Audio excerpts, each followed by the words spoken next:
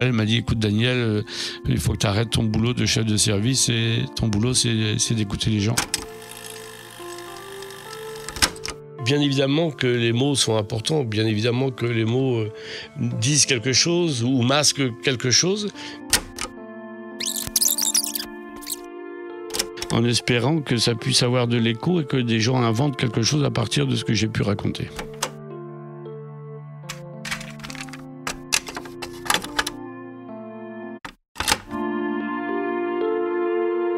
Audioportrait de Daniel Olivier, psychanalyste. Animé par Christophe Yvetot. Prise de son, mixage, Aurélien Olivier.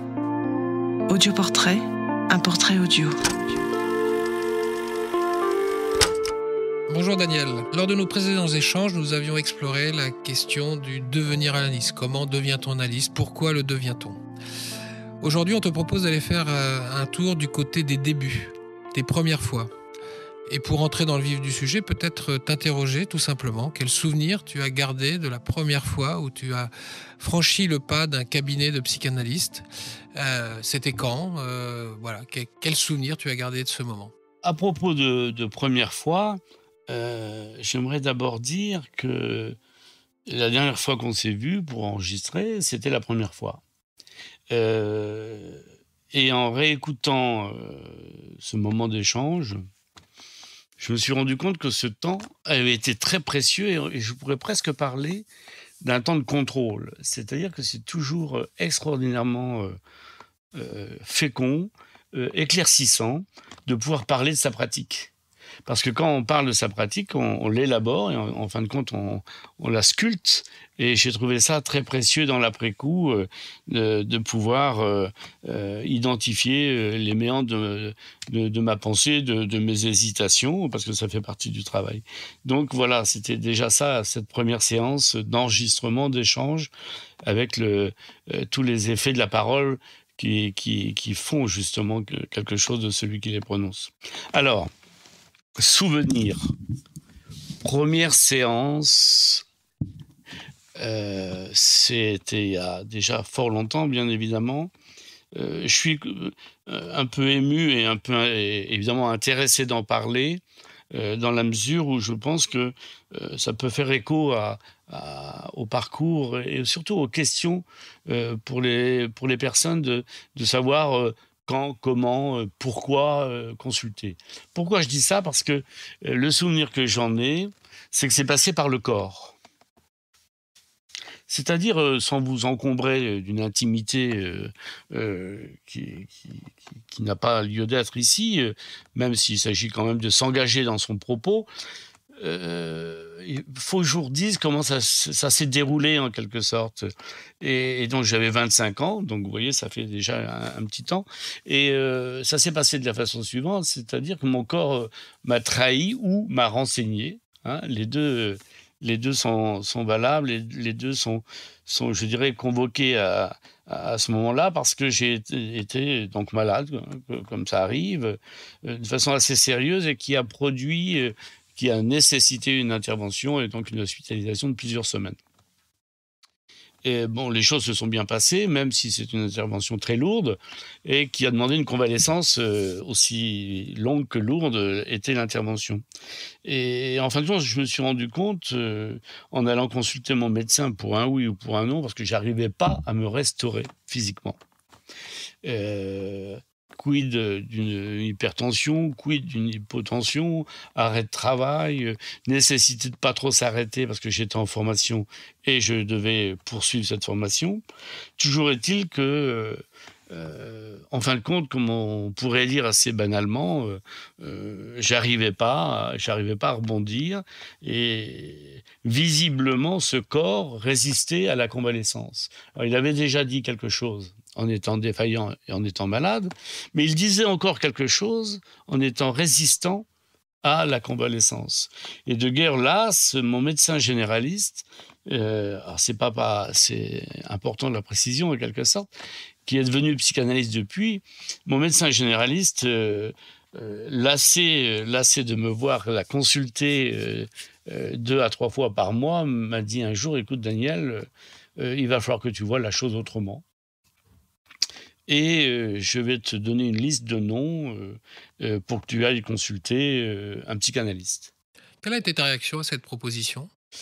Eh bien, je crois que je dirais là que il me semble me souvenir que je la craignais et que je l'espérais.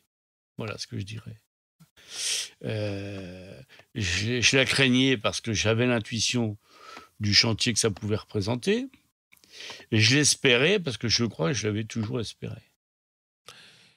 Et donc tu as une liste et Donc j'ai une liste, et donc ça commence par une dame, enfin j'ai 4 noms je crois. Ça commence par une dame qui était très connue sur la place de Caen, donc je commençais par elle, voilà. Et donc c'était en avril, je me souviens très bien. Et elle m'a donné rendez-vous, elle m'a dit je ne peux pas avant septembre. Bon, alors c'est intéressant parce que ça viendra perfuser ma pratique plus tard, hein, le fait qu'on puisse me dire, quand j'étais aux 400 coups quand même, revenez dans 6 mois. Bon, c'est quand même une question. Et donc j'ai pris le deuxième nom, et qui m'a donné rendez-vous, je crois, une quinzaine de jours plus tard. Et j'étais évidemment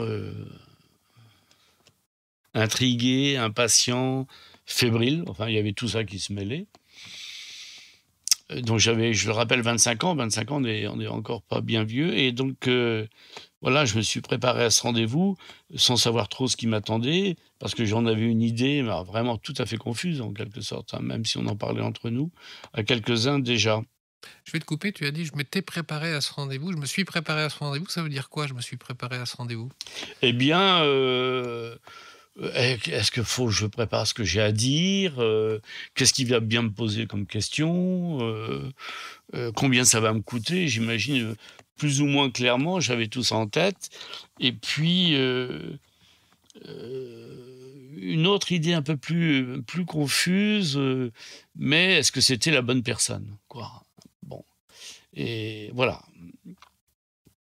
Et donc, je suis donc arrivé chez cet analyste, qui était déjà un vieil homme, hein, pour moi, parce qu'il devait avoir déjà une cinquantaine d'années. Je pense que ça m'a arrangé, pour des raisons personnelles, et puis, je dirais pour ce que ça représente de sécurité ou d'expérience, voilà. Et donc je me suis installé, et il m'a proposé de façon très brève, «Bon alors?» Voilà ce qu'il m'a dit.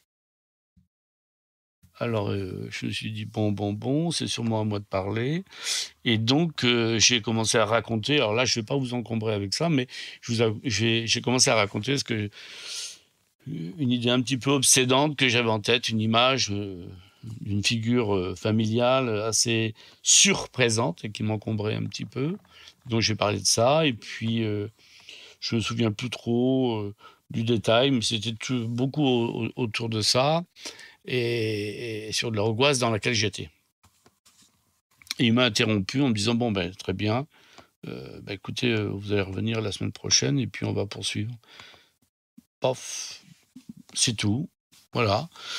Donc je suis sorti, un peu dans l'expectative, à la fois, frustré, à la fois soulagé, hein, double mouvement encore. Bon, avec l'idée aussi de ne pas en parler autour de moi. Très vite, ça m'est venu, de me dire: «C'est mon affaire, quoi, c'est mon affaire». Deuxième rendez-vous, il s'est passé la même chose. Il en a encore moins dit, c'est-à-dire que, il s'est assis et puis il m'a fait comprendre en me regardant que c'était à moi de parler. Et le dispositif pardon, est resté le même? C'est-à-dire face à face, comme ça? Ou à un moment donné, il s'est passé autre chose? Alors, ça a été, 3 rendez-vous comme ça. 3 rendez-vous où en fin de compte, à partir du deuxième, comme je viens de vous le dire, il m'a laissé déposer mon affaire, voilà, sans me relancer du tout, et d'ailleurs aussi, c'est important de vous le signaler, sans me faire payer, hein. J'ai rien demandé, il m'a rien demandé.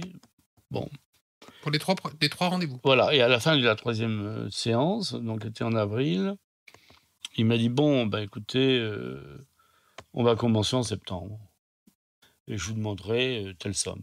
Bon, c'était il y a 40 ans, donc je me rappelle plus, mais ça devait être, je sais pas, 50 francs, enfin je sais plus du tout. Hein.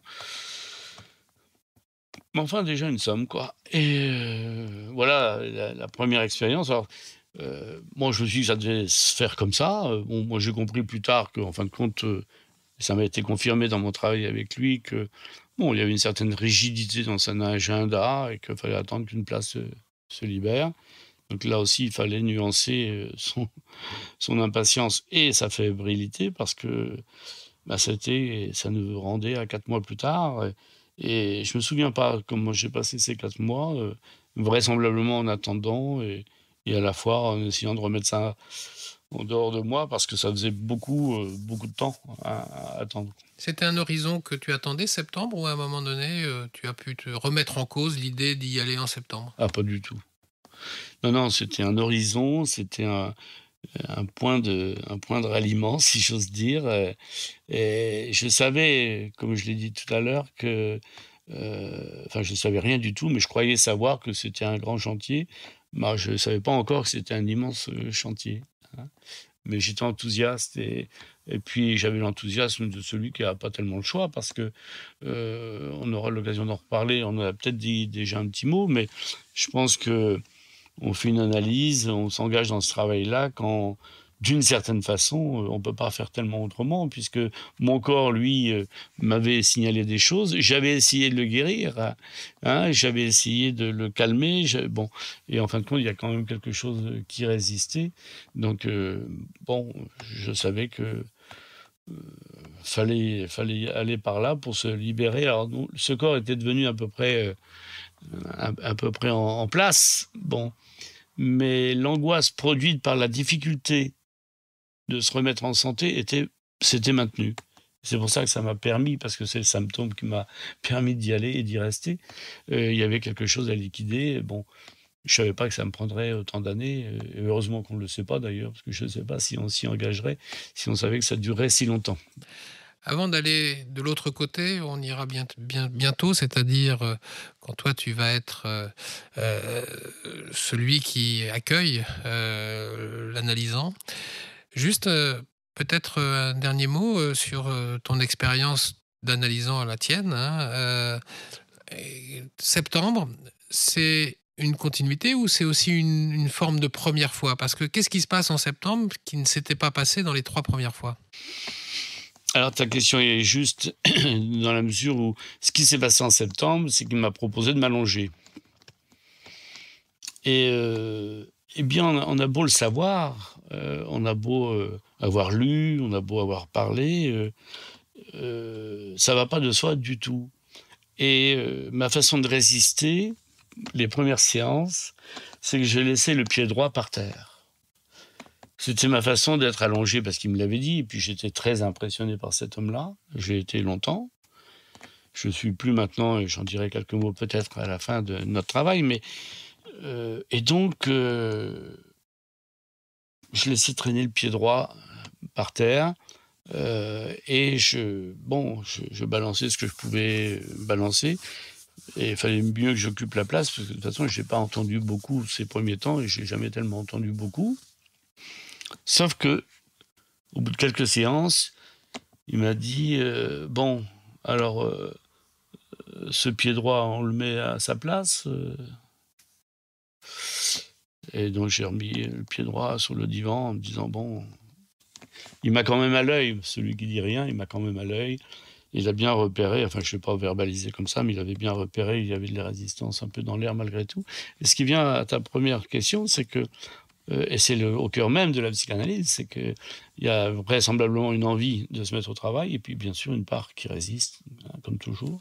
Ça fait partie de la vie psychique, mais c'est quelque chose que j'ai éprouvé très longtemps avant de vraiment que la résistance chute et que ça soit un peu plus, je dirais, facilement fécond, moins étriqué comme travail, quoi.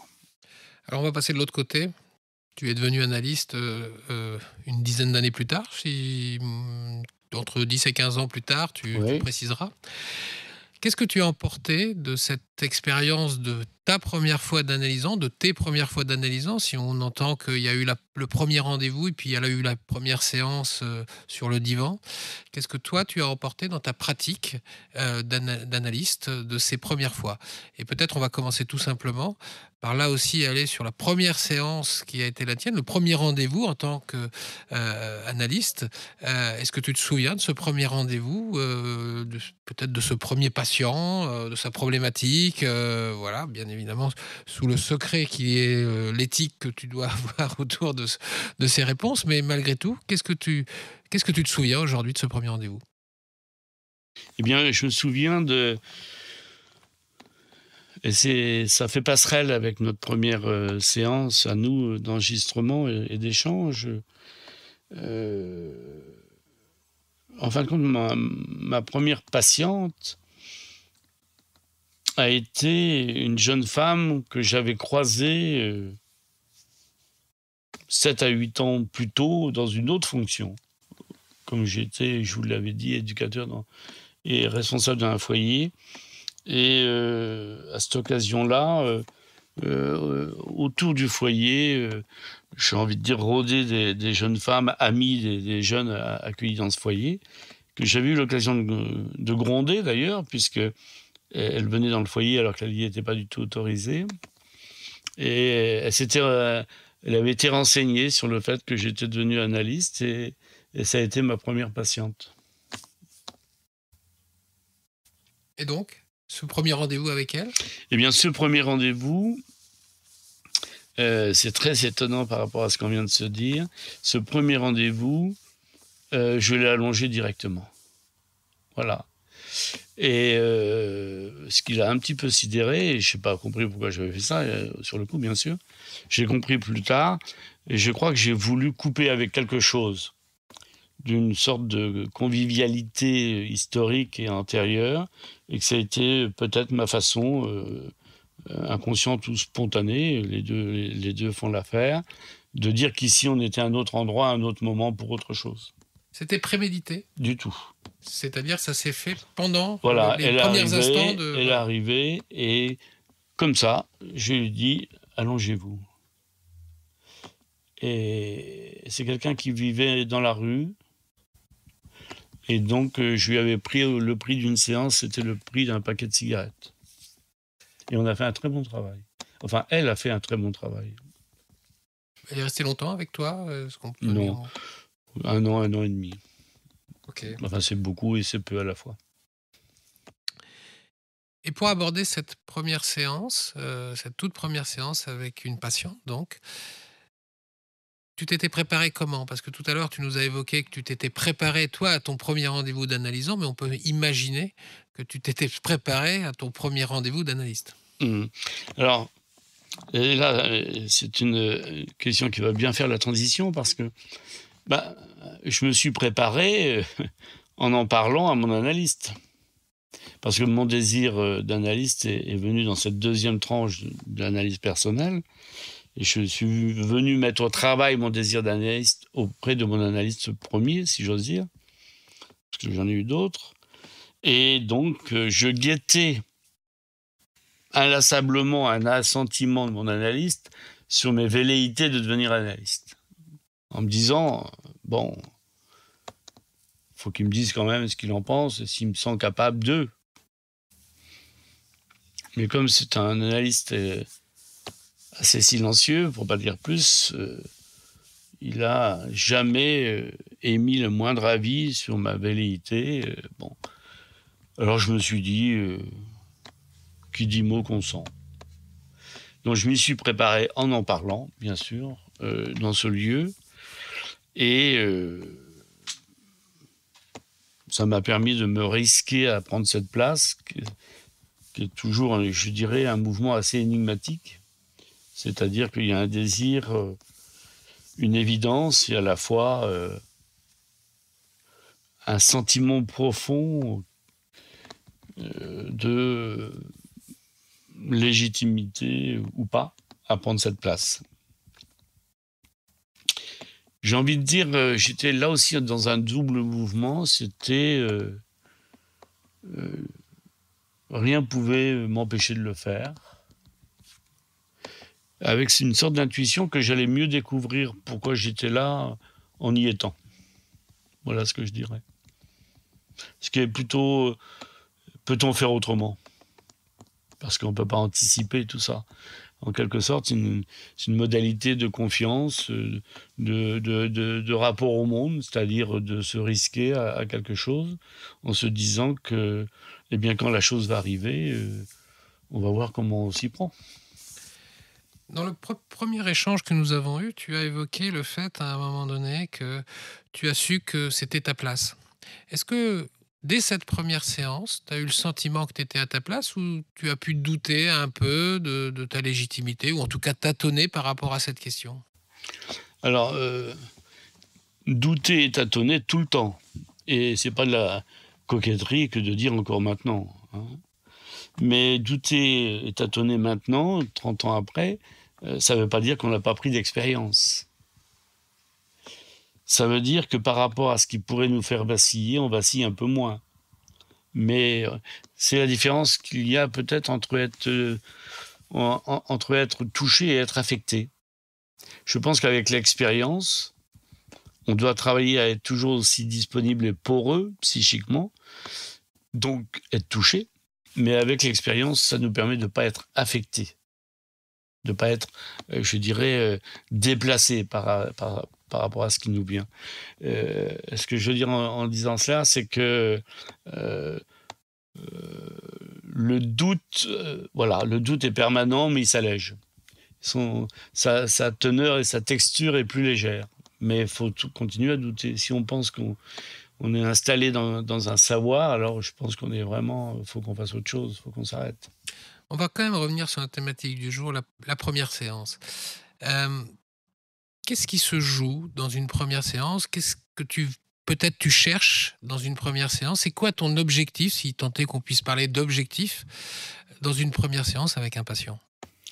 Alors là, on est bien d'accord qu'on va parler maintenant de mon dispositif, le cadre que je me suis donné, que j'ai choisi dans ma première séance. D'abord, vous dire, c'est peut-être assez naïf ou assez puéril, mais je soutiens. Je suis toujours très, très, très heureux de recevoir quelqu'un pour la première fois. Toujours. Parce que je sais que vraisemblablement, ça va être d'abord pour lui un moment tout à fait décisif, là en écho à ce que j'ai pu vivre. Et je sais que ça va être une rencontre importante, immanquablement, que ça se passe bien ou mal, ça va être une rencontre importante. Et c'est pas si souvent que dans notre vie, on sait comme ça à l'avance qu'une rencontre très importante pour nous-mêmes et pour l'autre va se jouer, je dirais, sur notre agenda. C'est-à-dire qu'on sait que le lundi à 15h, on va voir quelqu'un pour la première fois. Et pour moi, ça, c'est quelque chose qui est toujours attendrissant. Alors, c'est important pour une autre raison, c'est que ça explique ma grande difficulté, même quand je suis un petit peu dépassé en termes de nombre de patients, ça explique ma grande difficulté à dire non. Je ne veux pas me priver de ce moment-là, de découvrir quelqu'un une nouvelle fois ou pour une première fois. Et puis en plus, je trouve, je m'excuse, je fais un petit écart, mais je trouve que ça donne une dimension de fermeture à un espace que de savoir qu'on ne prend plus personne. Ça entame sa porosité, ça entame sa disponibilité. Mais on y reviendra peut-être. Et j'ai encore eu un cas hier, là, je suis vraiment débordé et hier, j'ai eu un appel qui, pour plein de raisons, je pouvais pas dire non, quoi. Et donc j'ai dit oui. Bon, et j'ai vu à quel point j'avais fait une conférence sur savoir dire non, mais que moi j'étais vraiment un petit peu à la ramasse sur cette question. Mais je crois que c'est parce que oui, je crois que c'est tout à fait important de maintenir un dispositif ouvert. Donc, je me permets juste une petite, parce que je trouve que c'est quelque chose d'important, quelque chose d'intéressant. Aujourd'hui, dans une semaine, dans un mois, tu reçois combien de nouveaux appels, combien de gens qui te demandent s'ils peuvent avoir un rendez-vous avec toi? Tu pourrais avoir une estimation à peu près? Alors je dirais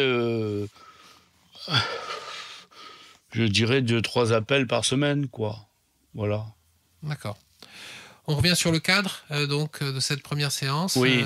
Alors, moi je fais, on le redira certainement, je fais tout différemment de ce que j'ai reçu. C'est sûrement une façon d'y être fidèle, mais avec un petit pas de côté. Je crois évidemment, ça peut paraître clair, mais cette première séance est très importante. Certains disent que tout est dit dans la première séance. C'est pas tout à fait faux. Ça veut pas dire que tout est entendu. On aimerait bien. Moi, j'ai besoin, envie, d'avoir ce que j'appelle un décor de la constellation familiale. Et donc, si dans un premier temps, je laisse évidemment la personne s'exprimer, parler, pour qu'elle sente que ici c'est quand même de ce côté-là que ça se joue, hein, c'est-à-dire que c'est sa parole à elle. Et selon sa capacité à pouvoir annoncer le pourquoi elle est là, le comment elle est là, si elle l'a pas fait dans sa prise de parole, dans son énoncé, moi, par contre, je m'autorise, et c'est la seule fois où je prends des notes. Donc j'ai mon carnet pour les premières séances et je l'interroge sur sa constellation familiale, mais aussi d'où elle sort. C'est pas joli, hein, dit comme ça, mais donc j'aime bien savoir de quelle région ils sont, s'ils habitent là où ils sont nés ou s'ils se sont déplacés. J'aime bien savoir ce qu'il en est des parents, des grands-parents, les métiers que font chacun, les frères et sœurs. Bon. Et là, il se passe un truc tout à fait étonnant, mais peut-être que c'est quelque chose qui se passe pour beaucoup d'analystes. Il y a une sorte de théâtralisation en moi, vous voyez ? C'est-à-dire que le père qu'elle me décrit, je vois quelqu'un très précisément, avec une vêture, tout ça qui me vient, comme si on était au théâtre avec des costumes. Et puis la mère, je vois très bien comment elle est, et puis le frère, bon, et le mari ou le chéri ou l'amoureux. Et j'ai une mise en scène comme ça de tout un théâtre familial, mais vraiment très précis, c'est très étonnant. Des fois, je me dis, si je croisais ces gens-là dans la vraie vie, évidemment, je serais surpris, parce qu'ils ressemblent sûrement à toute autre chose. Mais moi, c'est sûrement une de mes modalités transférentielles de mémorisation, parce qu'on se rappelle de tout. Hein, et c'est pas parce que cognitivement on a un cerveau extraordinaire, c'est simplement parce que la mémoire, elle est transférentielle. Elle est dans l'échange, dans le transfert qu'il y a avec la personne.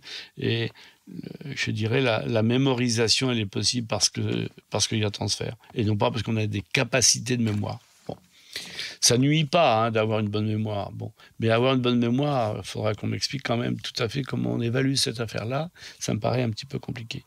Donc j'ai tout un décor, j'ai tout noté précisément, et j'y reviendrai pas. C'est-à-dire je pose mon carnet après dans le tiroir et je regarderai pratiquement jamais à nouveau, parfois, mais très peu souvent. Et puis donc, en général, une fois que tout ça est fait, le temps est passé, ça prend entre 20 et 40 minutes, selon je dirais ce qui se joue, ce qui se dit. Et en général, je propose qu'on se revoie pour poursuivre la réflexion. Et je ne fais pas payer cette séance que je considère une séance de pré-cadre, de pré-contrat, de pré-rencontre. Et les choses se passent comme ça. Est-ce que selon toi, pour toi, c'est une première séance d'analyse ou c'est une première séance ? Pour moi, c'est une première rencontre avec l'analyste qui est déterminante et dont ils vont faire plein de choses que je n'identifie pas nécessairement, mais c'est la première séance, c'est la première séance. Après, on ne sait pas si on va voir cette personne 2 ou 3 fois, on ne sait pas si on va faire avec cette personne ce que Winnicott appelait des consultations, vous voyez, sur une question bien précise. On ne sait pas encore si le déroulé, le déploiement du travail va nous amener vers ce qu'on pense être une psychothérapie de soutien, quelque chose de relativement léger, entre guillemets, dans l'accompagnement, ou est-ce qu'on a déjà l'intuition que cette personne-là devrait bénéficier d'une cure? On ne le sait pas encore, hein, mais c'est quand même le début du travail. Et il m'arrive, alors ça va peut-être répondre à une partie de ta question, c'est qu'il m'arrive, et c'est quand ça m'arrive, c'est parce que c'est une intuition, je n'ai pas du tout décidé de faire comme ça ce jour-là, il m'arrive de faire payer. Il m'arrive de faire payer cette première séance parce que j'estime que, vu la nature et le produit déposé dans cette première séance, c'est déjà énorme dans certaines circonstances. Et je ne sais pas si cette personne reviendra et je ne veux pas qu'elle soit en dette de ce qu'elle a déposé ici. Et là, spontanément, il me vient l'idée de la faire payer. Est-ce que le temps d'évaluation, ce que j'appelle le temps d'évaluation pour savoir si tu vas proposer une psychothérapie de soutien, est-ce que tu vas proposer une cure, ce temps est plus ou moins long ou en général, tu sais assez rapidement? Non, là, je crois qu'il faut qu'on fasse appel à un terme que j'emploie souvent et que j'emploierai souvent, c'est la singularité des situations et la créativité que ça convoque. Pour certains, ça va être très court, très vite, on va se dire « waouh, c'est de ce côté-là que ça se joue ». Pour d'autres, on va rien voir du tout, donc on attend. Et puis pour d'autres, on se dit « non, c'est plutôt de ce côté-là ». Et puis parfois, on s'aperçoit qu'on s'est trompé, que non, c'est peut-être autrement qu'il fallait faire. Voilà, c'est vraiment quelque chose à constituer singulièrement. Et ce qui fait que, Lacan disait assez justement, pour chaque patient, on invente une psychanalyse. C'est-à-dire qu'on a une théorie une théorie analytique, on pourrait dire, liée à chaque patient.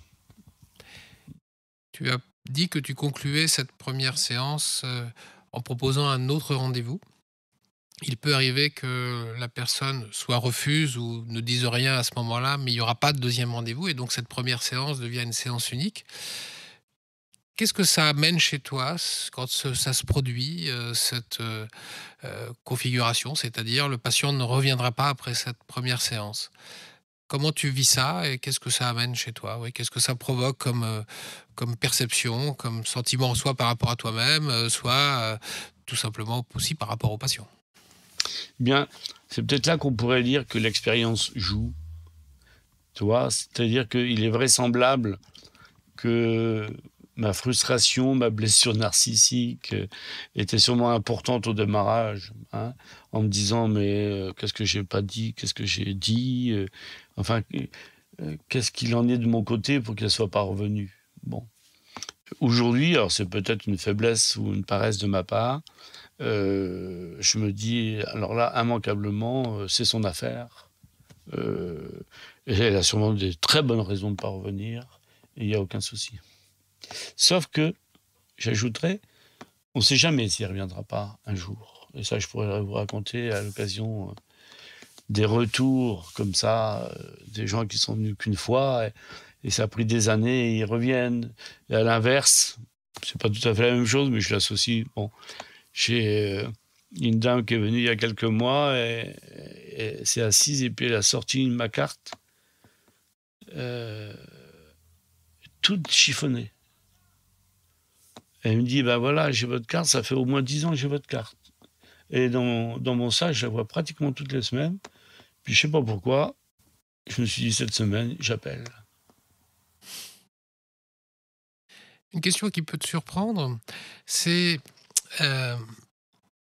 est-ce qu'il t'est arrivé de te dire, au soir d'une première séance, il faudrait mieux pas que ce patient revienne, ou même peut-être ne pas avoir proposé de deuxième rendez-vous? Te dire peut-être, lui, je vais pas y arriver ou ça va pas le faire, pour une raison qui serait tout à fait étonnante, mais est-ce que c'est un cas qui a pu se produire? Ben, tu vois, c'est une question importante sur c'est quoi conduire une cure. À tort ou à raison.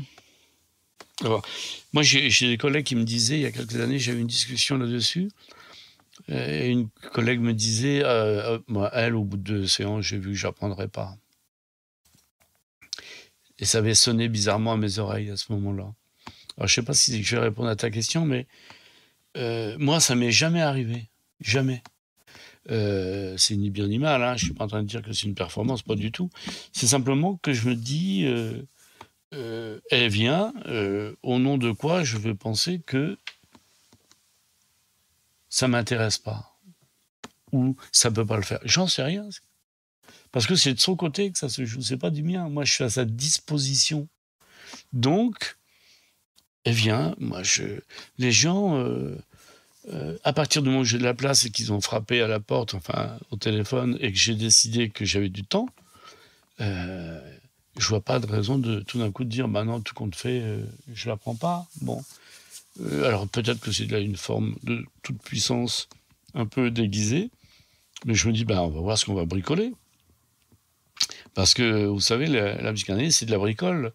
Enfin, être psychanalyste, c'est de la bricole, pardon. La psychanalyse, c'est pas de la bricole. Mais on bricole 2-3 rencontres, on bricole une consultation, on bricole une thérapie, on bricole plein de choses, c'est-à-dire qu'on essaye d'être inventif. Là, je veux dire, un truc tout simple, mais si on m'avait dit il y a 30 ans, évidemment, on ne pouvait pas me le dire, vous allez comprendre, mais qu'on échangerait des textos avec un patient, je vous aurais dit, mais qu'est-ce que c'est que cette affaire? Bon, ce que je veux dire par là, c'est que être psychanalyste, c'est aussi inventer. Hein, et je trouve que la psychanalyse a trop souvent souffert, trop longtemps souffert de dogmes, de rigidité dans les protocoles. Enfin, je veux dire, on a, à mon avis, on a été certains psychanalystes dans une non-assistance à personne en danger en étant silencieux. Hein, il y avait le dogme du silence. Bon, eh bien. Ça, je pense que c'est une ânerie si elle est produite en tant que dogme, en tant que modalité. Évidemment que le silence est important. Enfin, ça, le bon sens nous fait avoir accès à cette idée. Mais je crois qu'on a vraiment quelque chose à ajuster, à assouplir pour faire en sorte que des patients se sentent entendus, accompagnés et sentent cette présence-là. Alors parfois le silence peut nous rendre très présents et puis parfois c'est pas suffisant. Donc je crois qu'il y a vraiment des choses vraiment à assouplir, à inventer. Quand on a préparé cette émission, j'ai découvert que une analyse, c'était pas forcément être un patient allongé et un psychanalyste dans un fauteuil qui l'écoute. Qu'est-ce qui peut amener à allonger un patient? Ou au contraire, qu'est-ce qui fait qu'on va considérer qu'il faudra mieux rester en face à face? En clair, si j'ai bien compris ce que tu m'as évoqué dans la préparation de cette émission, là non plus, il n'y a pas une règle intangible, un dispositif qui serait figé pour la nuit des temps, qu'aurait peut-être inventé Freud. Je me demande d'ailleurs si Freud, à l'époque, c'était comme ça. Peut-être tu pourras nous en dire un mot. Mais déjà, oui, on peut donc faire une analyse en face à face. Alors, l'analyse, c'est la cure par la parole. On est d'accord? C'est l'objectif. Enfin, l'objectif, c'est qu'un sujet retrouve sa créativité, sa liberté. De surcroît, la guérison, on y reviendra si vous le voulez. Et donc, pour recouvrir sa liberté et sa créativité, un des moyens qui a été inventé par Freud, c'est la cure par la parole. Ce moyen-là doit s'appuyer sur un cadre. Et ce qui me semble être à l'œuvre dans le dispositif, face à face, allongé, c'est créer les conditions de possibilité maximum d'une parole libérée ou d'un silence respecté. Bien, moi, je me suis rendu compte dans ma pratique que pour certains, le face-à-face était la condition la plus simple, qui censurait le moins sa parole. Et pour d'autres, on s'aperçoit que la position allongée vient couper avec la question du regard et facilite la parole pour cela. Je ne suis pas tout à fait persuadé et convaincu qu'il suffit d'être allongé sur un divan pour faire une cure. Et j'ai expérimenté très clairement que des gens avaient fait une cure avec moi en étant en face à face. Cependant, pour ce qu'il en est de moi, mon ressenti de dispositif, je trouve que c'est précieux la question d'être allongé parce que ça vient mieux intégrer dans le travail le corps. Le relâchement du corps, le corps qui prend sa place dans le travail. Et ce relâchement, à mon avis, participe à une parole autre que le face-à-face qui convoque une certaine raideur, une certaine tension. Hein, être assis, c'est pas être allongé. Bon. Donc, moi, je pense que c'est plus aisé de travailler en profondeur, en intensité, en étant allongé. Mais si je sens que pour le patient, ça va le sidérer, ça va le raidir de façon significative. Hein. Évidemment, on peut penser que si on propose le divan et que dans un premier temps, ça soit un peu compliqué pour le patient, c'est pas gênant, il faut absolument insister. Absolument insister, il faut insister. Mais si on voit que c'est vraiment rédhibitoire, soyons souples et puis agréons la position assise. Je crois qu'il ne faut pas se tromper entre les objectifs et les moyens. L'objectif, c'est quand même lever la censure sur la parole, que ce que disait Lacan, hein, ce qu'il y a d'horrible en nous, nos zones d'ombre, nos toiles d'araignée, ça puisse advenir, eh bien, créons les conditions de ça. Bon. On l'a bien vu avec les premiers psychanalystes d'enfants. Ils veulent libérer la parole, parce qu'une analyse d'enfant, c'est comme une analyse d'adulte, on libère la parole. Les enfants, on a bien vu qu'en face à face, à certain âge, ou allongé, on ne parle même pas, on peut allonger des adolescents. Moi, j'ai des petits-enfants de 3-4 ans qui s'allongent parce que ça les fait rire. Mais on a fait quoi? On a inventé le dessin, on a inventé le modelage. Ça veut dire quoi? Dolto et les autres, ils se sont dit... L'accès à la parole étant délicat, difficile, on va trouver d'autres modalités pour qu'il s'exprime. Et on va trouver d'autres modalités de communication, parce qu'il s'agit de communiquer. Donc, voilà, fauteuil, divan, pâte à modeler. Moi, j'ai un petit patient auquel je pensais ce matin, j'ai un petit patient parce que j'ai aperçu son camion sur la route. Parce que maintenant, il a 25 ans. J'ai eu à 7 ans. Bon. Il parlait pas trop. Et il était étiqueté comme un enfant quasiment dangereux parce qu'il avait cassé des bouteilles en nombre considérable. Bon. Et un jour, il me dit est-ce que je pourrais faire dans le cabinet de la barbe à papa? Moi, je dis pas de souci. Donc la semaine d'après, il est venu avec son appareil. Et pendant une demi-heure, il a fait de la barbe à papa. Mais par contre, pendant une demi-heure, il a parlé. Sans arrêt. Et toute la journée, les patients m'ont dit « Mais ça sent bizarre chez vous. »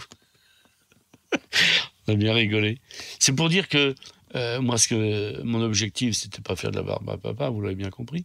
Mais je savais qu'en étant occupé à de la barbe à papa, on allait pouvoir...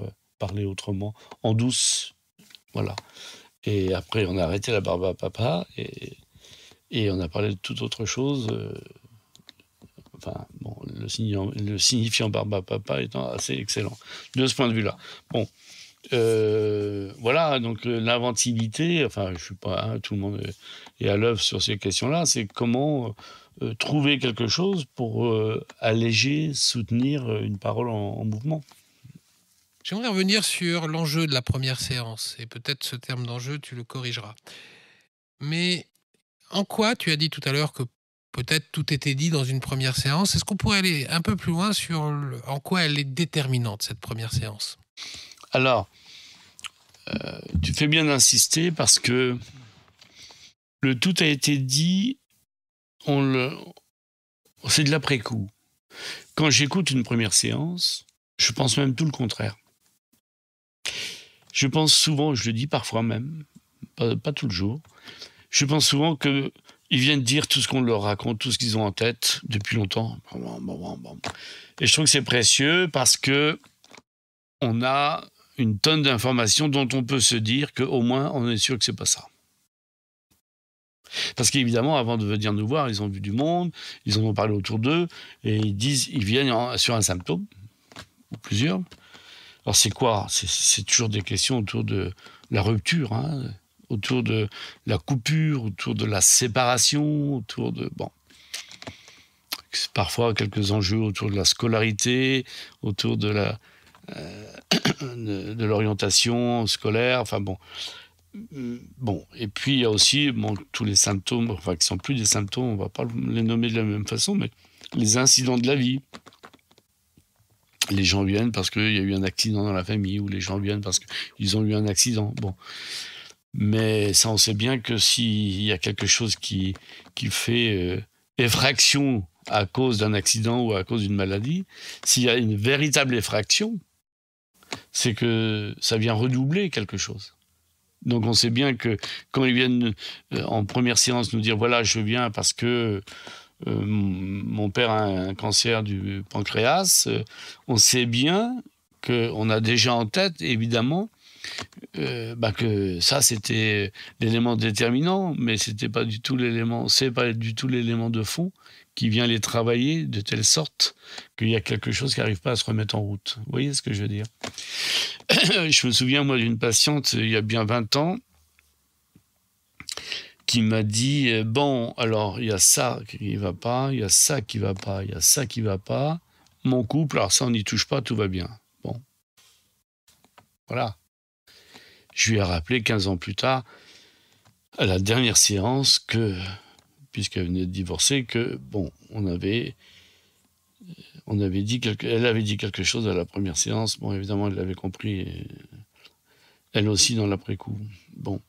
Donc, de façon visible ou invisible, on peut penser que dans la première séance, il y a toute l'envie et toute l'expression de son mal-être et toute la résistance à se coller à ce travail.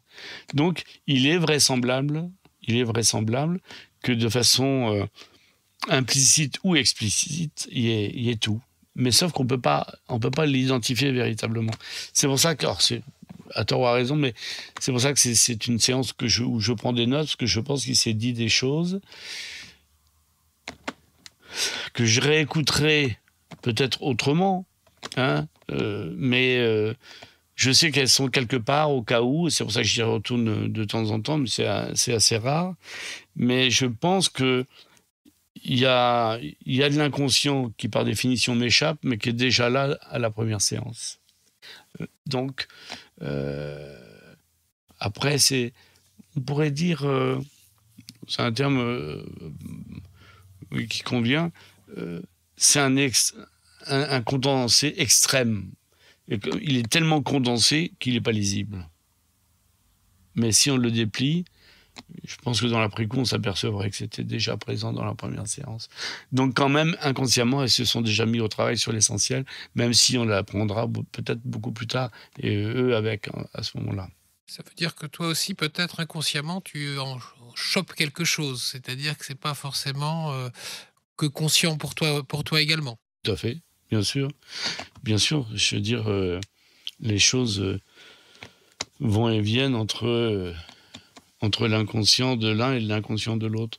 Mais ta question aussi m'amène à préciser quelque chose. C'est que dans la première séance, ouais, voilà, grâce à ta question, on va pouvoir affiner un point. Dans la première séance, il est fait état de la contemporanéité de la souffrance. Mais ça, notre travail de psychanalyste nous amène à savoir que les causalités d'une souffrance contemporaine ne sont jamais dans la contemporanéité du sujet. Et d'ailleurs, Gérard Pommier, dans son dernier ouvrage, Mon aventure avec Lacan, nous dit une chose tout à fait précieuse, que moi je raccorde là maintenant avec la première séance, c'est qu'il dit « Nous sommes tous des psychanalystes de l'enfance ». On dit parfois, c'est plus lui qui parle. On dit parfois, il y a des psychanalystes d'enfants, psychanalystes d'adolescents, psychanalystes d'adultes. Lui dit, c'est une connerie. On est tous des psychanalystes de l'enfance. Donc, dans une première séance, on vient nous dire une souffrance